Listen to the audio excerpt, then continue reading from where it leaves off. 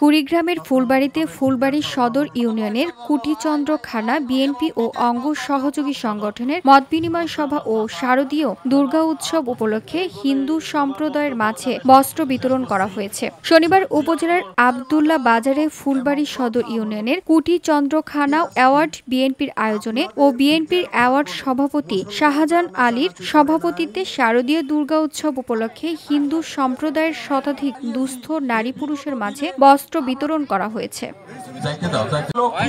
শাহিনুর রহমান শাহিনের সঞ্চালনায় বস্ত্র বিতরণ অনুষ্ঠানে বক্তব্য রাখেন উপজেলা বিএনপির সিনিয়র সহসভাপতি লোকমান হোসেন সরকার, সাধারণ সম্পাদক আব্দুল মান্নান মুকুল, সিনিয়র যুগ্ম সাধারণ সম্পাদক আরাবুর রহমান পাশা, ছাত্র ও যুব নেতা শামসুজ্জামান হাসু, যুবদলের আহ্বায়ক আব্দুল খালেক, সদস্য সচিব অপূর্ব লাল সেন, ফুলবাড়ী ইউনিয়নের সাংগঠনিক সম্পাদক মহির উদ্দিন মুন্না ও সাধারণ সম্পাদক জুবাইদুল হক সহ আরো অনেকে।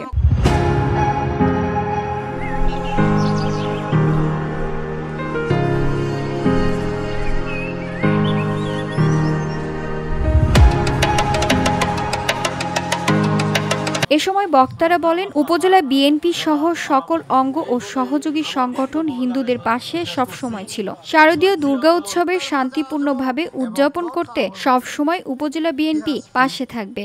আপনাদের পূজা পার্বণে ভিওডি বাংলা নিউজ ডেস্ক। আপনারা আমার ঈদে যান নাই।